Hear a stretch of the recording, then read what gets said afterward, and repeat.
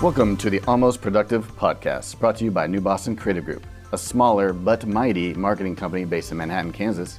Here you'll hear stories of our office shenanigans, reflections from our remote colleagues, thoughts on trending topics, and marketing adjacent information. Come for the marketing insights and stay for the New Boston charm. And I'm Shawn. I'm Julie. I'm Addie. And I'm Ben. Wonderful. Thanks everyone for being here. You look great. Happy to be here, Shawn. Happy to be. So to kick off our podcast, our inaugural episode, we thought it'd be best to have the audience get to know us and really dig in deep, but not on a personal level, way better, on an employment level, and talk about our jobs as marketers. But first, we got to hear a word from our sponsor. We can all agree that one of the best parts of working in an office are the wonderful office aromas. Is someone making popcorn?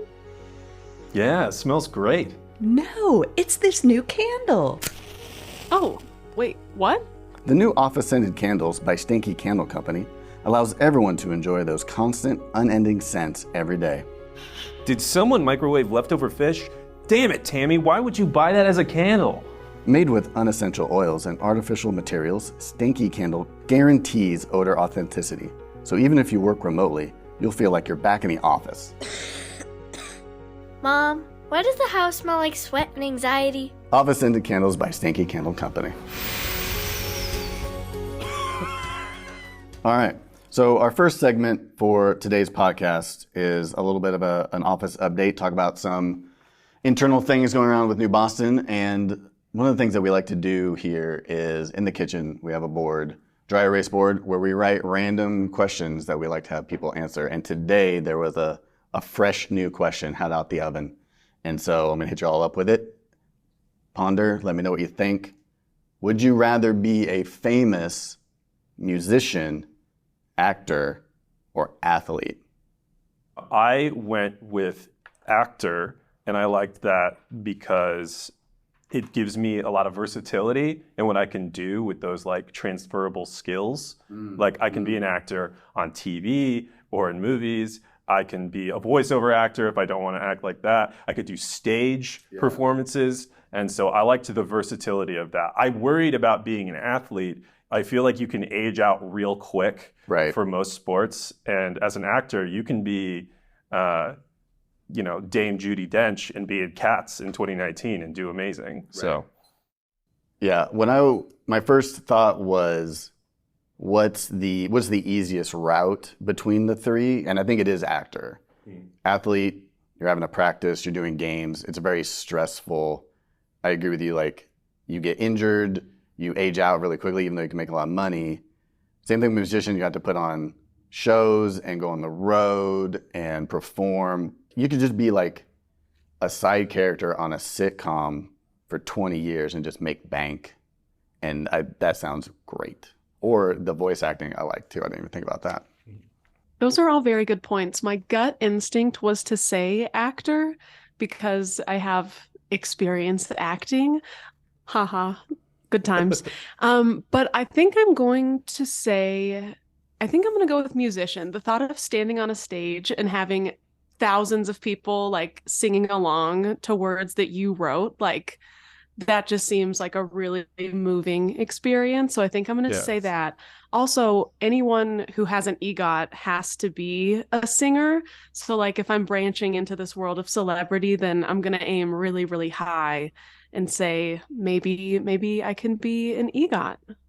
So I like that Addie went the exact opposite way that I did. Like she was like, how amazing could I take my career? Right. And I was looking for like the easiest, most lazy way to go about it. Oh yeah. She's won an EGOT and I'm like, can I just be a side character that has like 2 lines in an episode? That's what I thought too. I was like, that's too stressful to commit to more than that. I'd rather just be whatever the lowest entry to. And ever the competitor, of course, Addie wants the EGOT. Right. That's like, fair. I do think a couple of People's Choice Awards. Nah. She wants the EGOT. She's all in. She's in it. Very much so. I do think, though, that your families would probably be happier with your answer. My answer implies a lot of time away from home, so that's not great. But pros and cons. All right, Julie, what where do about you? You? Yeah. It's no surprise, right? I would choose actor as well. A, I'm tone deaf, and B, I'm a middle-aged woman. So, like, I'm not running up and down a basketball court.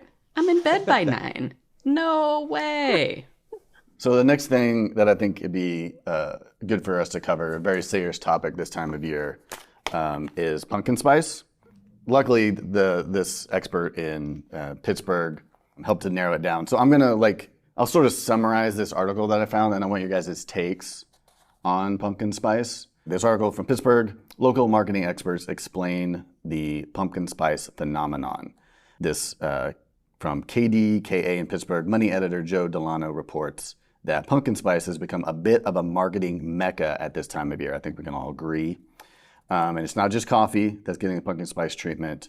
It's other product lines, ice cream, ravioli, gross, Cheerios, cookies, Twinkies, marshmallows, and not just edible items. They note pumpkin spice dog treats.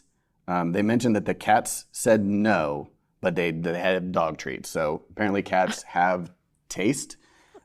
They also mentioned cleaning products, so it's not just food, and then mentioned that a local tire shop mentioned they have pumpkin spice brake pads. They do mention that's a joke, that's not serious. So just in case anyone was worried, Okay. brake pads, not actually pumpkin spice. But everything before that was.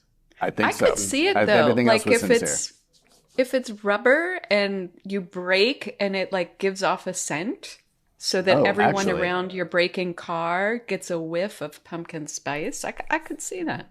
Yeah, that's Should we actually an invent that? amazing. I think it's an amazing idea. so. We need to stop the podcast and copyright that real fast. Yeah, forget stanky candles. Let's move on to stanky brake pads.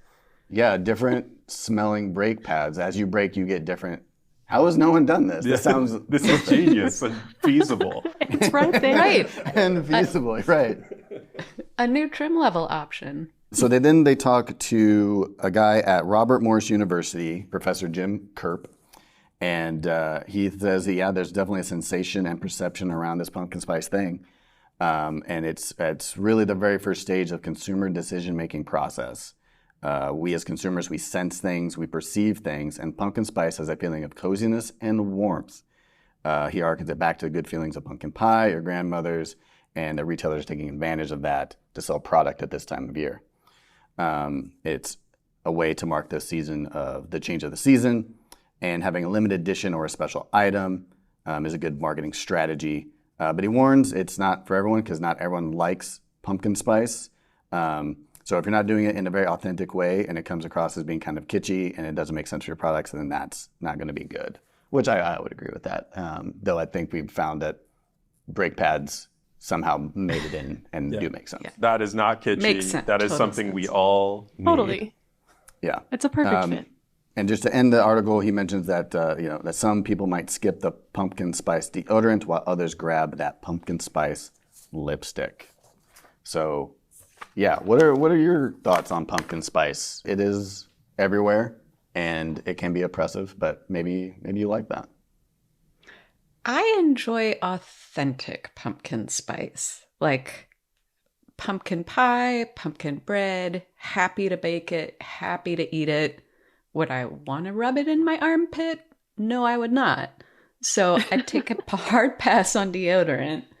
And I'll have maybe one latte a year, but those flavors taste so artificial to me that like I'll do it once for the novelty. I will not do it before September 21st. This whole August stuff I think is nonsense, but yeah. So I'm pro the legit authentic. Call me Paul Hollywood. I'm not a big fan of the artificial flavors. I like that reference. Yeah, Good that's a job. good reference.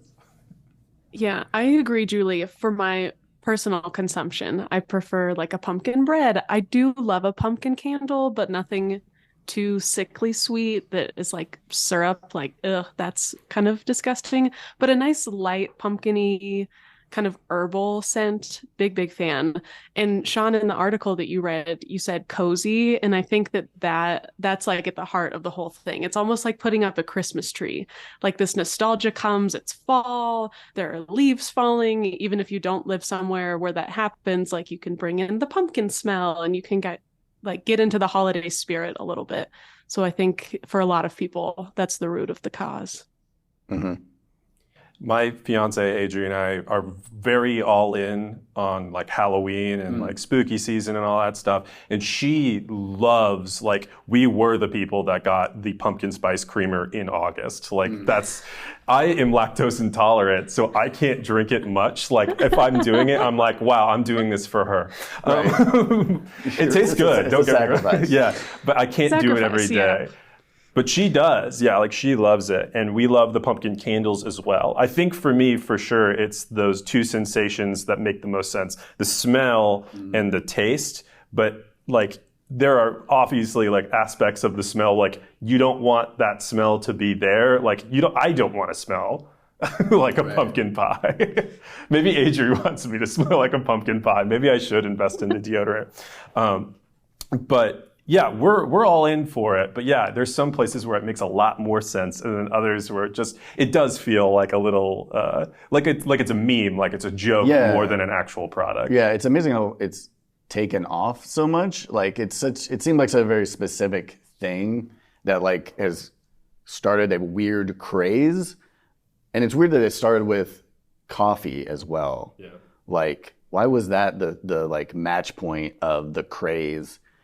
I don't know. It's just weird. I guess they were just looking for another seasonal item because it's like, okay, summer's ending. Now we get out all the Christmas stuff, but like it's great if we can throw in some more consumerism between that if we can. Yeah.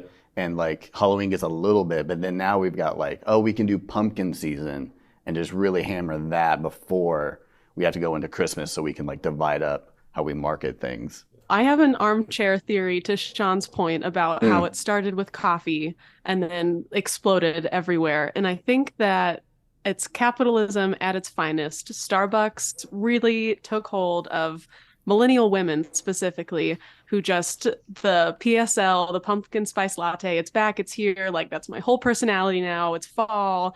And then everyone else looked around and was like, holy crap, like this is right for the pickings. Let me get in on this craze, even if I make tires. Like these millennial women are going to buy anything pumpkin spice, anything fall. And then, yeah, capitalism it boomed as it does. Yep.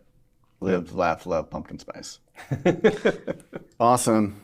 All right. Well, I think we've digressed enough. Let's get into our main topic here and talk about our careers in marketing. And the way that I decided to do this is to review another article that I found, and sort of we can discuss the points that he brings. But basically, the article I found on LinkedIn by Matt Avery, he is a MBA and a marketer. Marketing is a terrible career choice, and here's why. Spoiler alert, there is a twist. He starts off with, have you ever heard the song lyrics, Mama, Don't Let Your Babies Grow Up to Be Cowboys by Willie Nelson and Waylon Jennings? Well, it's time to update those lyrics. Don't let your babies grow up to be marketers. And I think that's a great opening line. It's a good way to open this article. He does then mention that it is a terrible career choice with one exception that we will get to later. So like I said, a little bit of a spoiler there. Going into his points about why a career in marketing is terrible, the criticism that you have to endure. He talks about speaking with any marketer and asks them how many of their campaigns have been constantly edited to the point of being unrecognizable to the creator. And if you spend any time in marketing, others will critique your work constantly. And many people cannot handle this pressure and criticism. That is a good point. You do sort of have to have a little bit of a thick skin to be in marketing because it is a creative endeavor and people are going to have opinions about it. And that's just something sort of you have to get used to. So I think that one is a little valid, definitely. Totally agree. Opinions about it and the belief that they could even maybe do it themselves, which is often misguided, but that can also lead to, some friction, I think. So the thick skin and just not taking things personally, like whatever you create or you present, yes, you made it, but if someone doesn't like it, they don't not like you. So separating those things is super helpful also. Yeah, and I think that's true with any creative field is you get a lot of chefs in the kitchen and suddenly the real danger is less about, what happens to my work, like the personalization of it, like Addie just said, and more about does the work itself get better with that input or does it get watered down? One thing I really like about working with y'all as a team at New Boston is just the ability that because everybody's looking at it and like making it better each time, by the time we get it to the client, by the time they're actually seeing it, it's gone through like 4 iterations. And it's not like, oh, this was my thing, and if they don't like it, it's on me. We collectively decided together, this is good enough to show the client, like this is at a point. If it's not what they wanted, it was not about the quality. Maybe it's about the direction or the strategy or the tone or something like that. And we can work with that. That's a tangible piece of feedback that we can use and address. But yeah, having the team that you can like trust and it being a conversation, obviously there's going to be a hierarchy in any job you have. So somebody's going to have the final say. Like Julie might be like, no, Ben, we're going this direction and that's final. And I'll be like, that's fine, But and then Shawn, Shawn will step in after that and go, what was Julie thinking? That's a terrible idea. Go back to Ben's. And I was going to add that like dealing with and responding to criticism is definitely like a skill that you learn, because a lot of times the client isn't trying to destroy what you've done or say what you've done is bad. They just have like a different perspective, or sometimes they don't have the right words to describe what's going on, and so you end up getting upset about the wrong thing because they just said it wrong. So just like over the course of time, you end up learning like when they say X, they actually mean Y, and don't get so upset at that first sort of blush of like, oh no, they did this wrong. When I first started out, I don't know, it was like my first year even here at New Boston, I was doing a web design for a client, and I had like submitted them their comp or whatever. And part of the feedback that I got back was that I think it was like the colors didn't go together to them. And that like really set me off. I was like, they objectively do. Like I went to school for graphic design. I know color theory and all of this. And I wrote a response that was almost to that effect of like, they do go together because of the color wheel and other silly things like that. And just like went just too hard on it.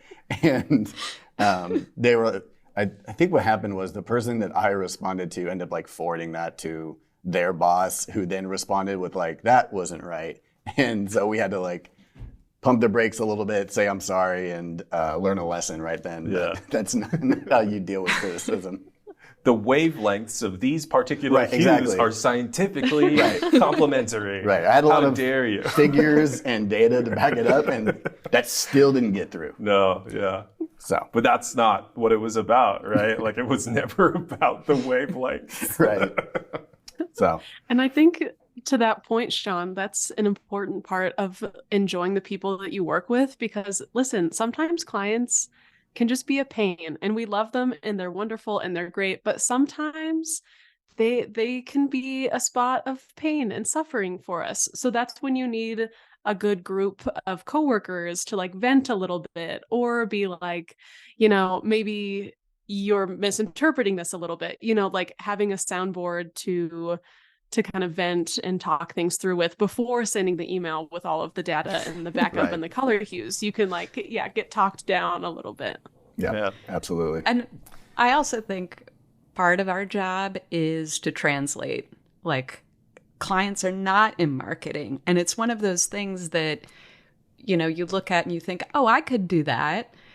But really, it's a skill that gets honed, and there are lots of different skills within it. Like there's graphic design, which is not my world. I have opinions, but I don't have the wavelengths like Shawn does at the ready with my colors.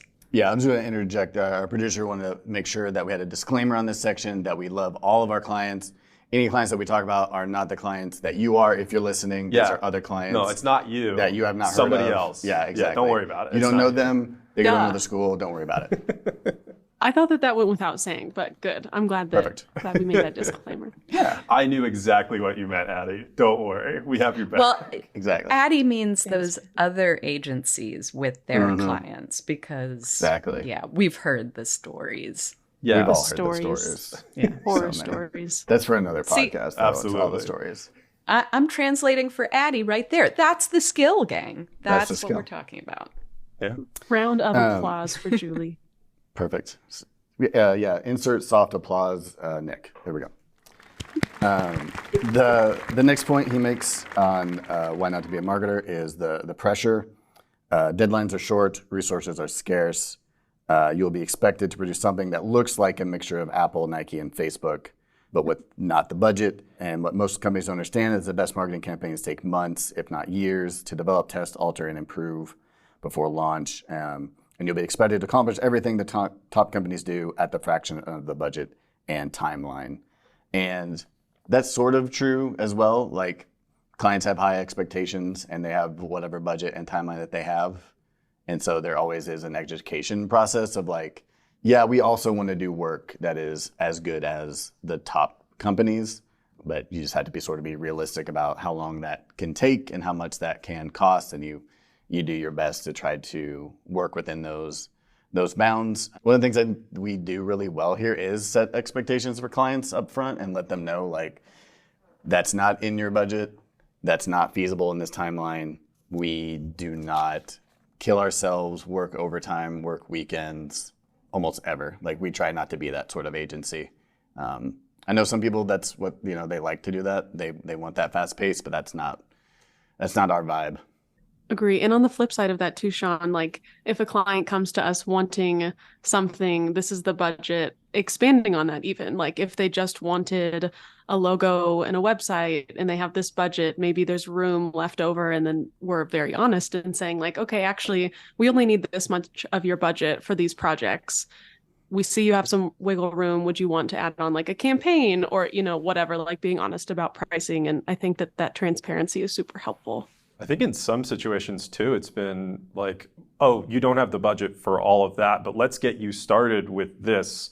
And at least you can start with that, work that strategy into your thing. And then maybe later on, we can talk again about doing the rest of what you want to do. So at least getting people started, pointing them in the right direction, like that can be a really helpful aspect of the process as well, even if the budget's not there for every last wish they have. Yeah. And a part and parcel of that is we're going to be good stewards of the budgets that they do have.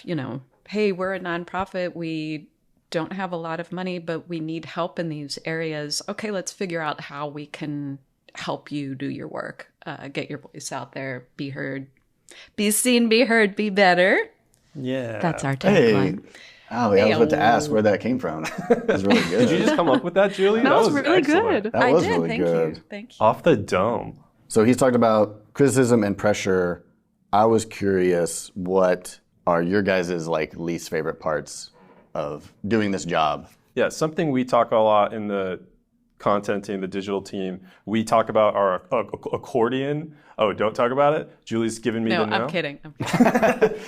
Julie's shaking her head. She's making a motion of there's like a slice under the neck sort of thing. Like, oh, yeah. I don't know what that means though. So continue. Yeah, we talk about, this is a metaphor that I'm still getting used to. I feel like I always struggle with remembering which is which, but we talk about like how busy we are, how much we have going on. If you have like a very tight accordion, it's like, I got no space to add more projects. If it's loose, it's like, give me something else. I want to support you. We're on the same team kind of thing. And so something that's nice about the variety of the work that we do, the variety of clients, is that we have, all this freedom to do a lot of stuff, but it also means that some weeks you're like, wow, this was nice, easy breezy. And other weeks you're like, oh my goodness, how is this all going to get done?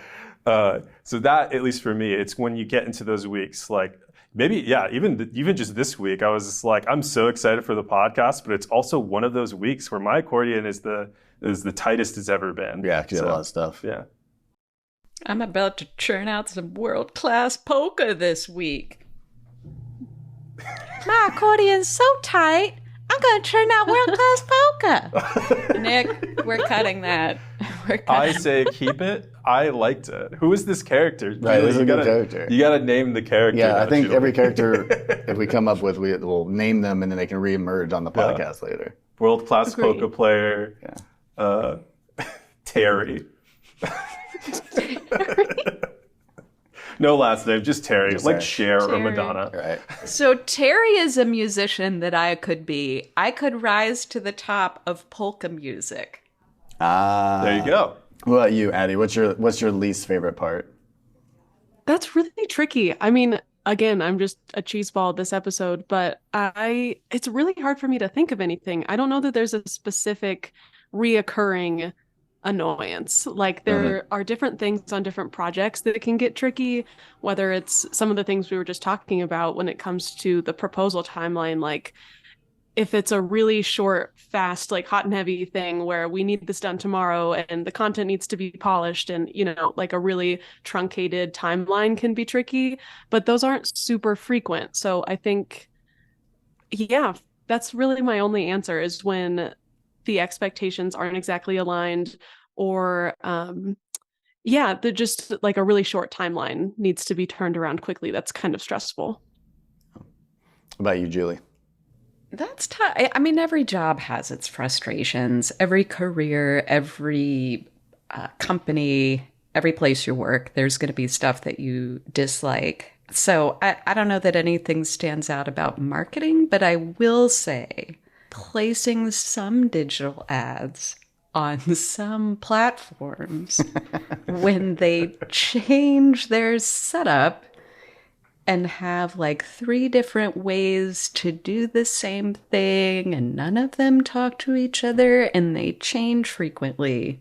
That's annoying. And I'm a geek who enjoys learning things like databases and new tools and stuff like that. So it's not that I don't like to learn new stuff, but yeah, some of those platforms.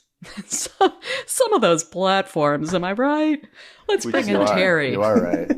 We got another note from the producer. It says, but we really love all of the platforms that we use. And if you're listening to this podcast, we're not talking about you, we're talking about a different platform. Right. These are horror stories we've heard from different agencies altogether. Right, exactly. Right. And we will match the best platform for our clients' goals. So even if we don't like to play on a platform, we will do it for you. Yeah, I think that's one thing that we haven't talked about is like we will easily sell out for any client as necessary. Yes. Absolutely. We have like morals and opinions, but we will gladly drop those for you. We will leave those and at the what you're- door, at the and door whatever of you New need, Boston absolutely. Creative Group. When your Although that accordion is a different heavy, budget tier.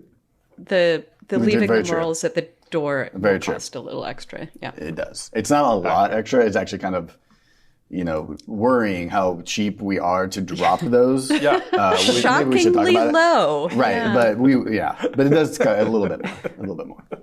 So we've made it about halfway, maybe a little more than halfway through this article, but now the twist, which is marketing can be a fantastic career if it chooses you. I don't know if anybody saw that coming, Not me. but Are we chosen? apparently, so he notes that he did not choose to be a marketer. The industry chose him, and as much as he's tried to pull away, it keeps pulling him back. And so I'm curious, why marketing for everybody here? How did it pull you in? Why did it choose you, Ben? Oh, we're starting with me. Yeah. I studied English in my undergrad, and then I just finished my grad degree in English as well in May. So I'm young, I'm new, I'm fresh, I'm a baby, right. And this was a job that was in town, and people in my department recommended it for me because other English grads had joined the company, like Kristen, for example, and I realized that a lot of the skills that I've been developing in that program were a lot of the stuff that we were talking about earlier that Julie mentioned: translation, communication, how do we reach an audience, what's the tone, thinking about voice. These are all things that I was trained with. So it just made sense to kind of make that work. And now I've been here a few months, a handful, At least. at least a handful of months. And I think it's working. I think maybe marketing has chosen me. Yeah. Well, that's a good point, because if you think about it, New Boston as marketing did choose you. We did hire you. So in true. a way, it did choose you. Yeah. That's. I never thought of it that way. I You didn't guys think did until hire just me. now, but it did choose you in that way. Yes. Interesting. Something to think about. Okay. What about you, Addie? So I think just from kind of a young-ish age, I knew I wanted to do something in a creative field, whether that was writing in some capacity or otherwise. And I very quickly learned that I do not have an aptitude for drawing or graphic design in any capacity. So that was not an option. But I've always really enjoyed writing, so it just felt like a good fit. And as Julie kind of alluded to earlier, I'm also kind of a geek, and I like digging into the analytics side of stuff. And it's a really fun way, marketing, to use both sides of your brain. So whether you're writing an article in a very specific tone for a very specific client, or you're working in a new platform to dig into analytics and then write a report and some key takeaways for a client that are really tangible. I really like both of those aspects. So yeah, starting my major in marketing, it just kind of clicked in the beginning, and I loved all of my classes. So I never thought about it again, I guess. I never thought twice. And now I'm here. So it all worked out. Julie, what about you? I've worked in a bunch of different fields. They can all fall under the communications umbrella, but I didn't start off in marketing, and I didn't work in marketing for quite a while. So, Addie, similar to you, and you mentioned this, I majored in literature and mathematics. It was a dual major, and at the time, people asked me, "What are you going to do? Teach?" And I was like, "Mm-mm. God bless the teachers. Bless the teachers." But from the beginning, I was like, I don't have the patience for that. And when I graduated from college, the internet did not exist. Over the course of my career, I just kept getting into jobs that involved communications, and then, involved technology, so that, if there was a new database coming on board, I wanted to learn all about that. If there was an employee intranet, I wanted to write articles for that and learn how to post to that. So ultimately it came back to what the same thing as Ben, really about the skills. And I've always been sort of a jack of all trades, master of none.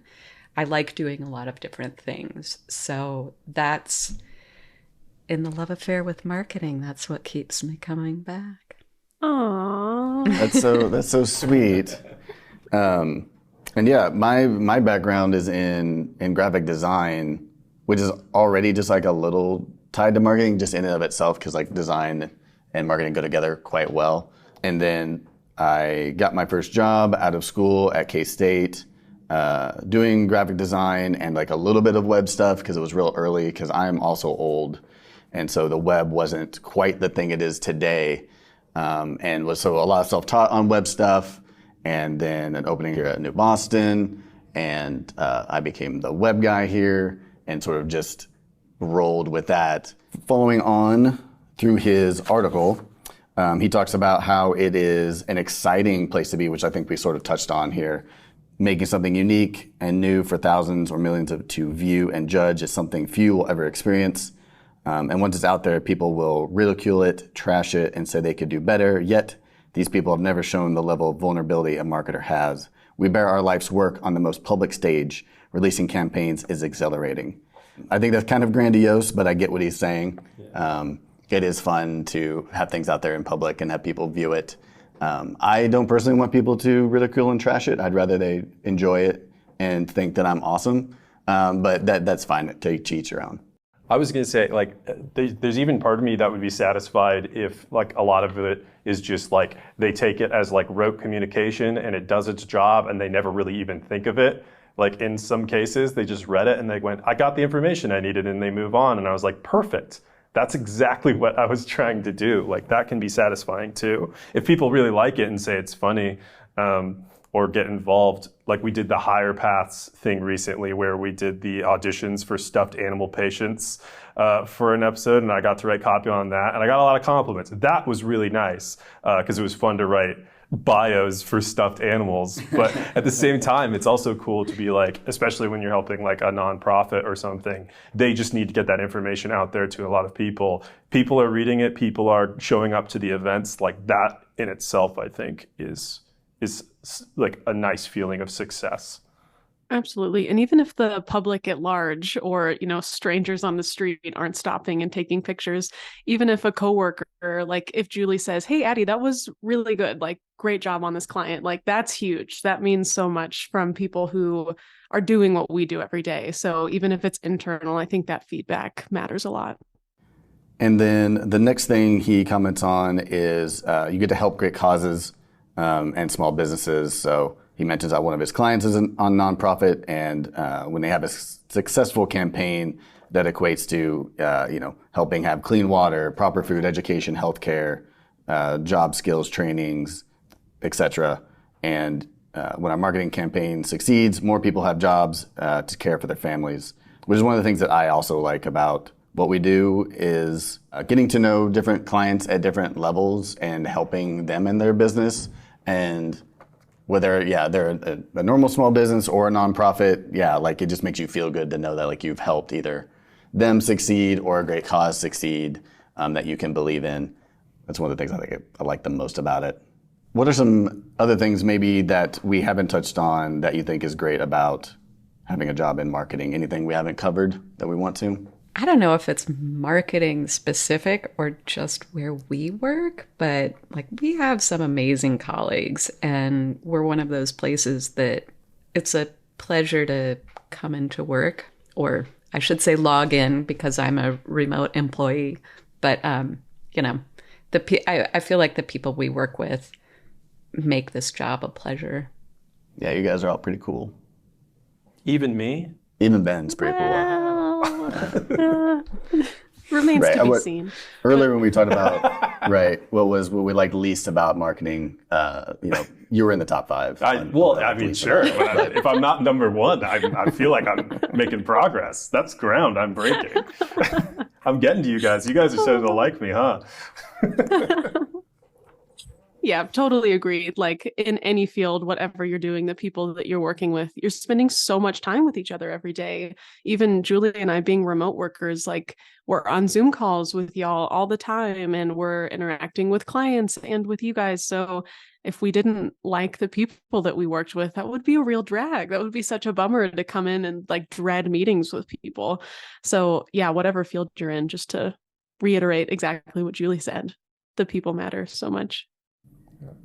I think it's really nice too to be working with so many people that like care about a lot of the same things you do. So like you want to write something that's like fun or engaging or like needs to do whatever job it needs to do, and you're working to try your best to do that. For whatever we're doing, whether it's writing a Stankee candle, script or like something. That's real. That is real. That's our corporate sponsor. Yeah, if you could not badmouth the sponsor. Oh no, I wasn't badmouthing it. I'm just saying like there's a range of things we do, and bring the stank to least important.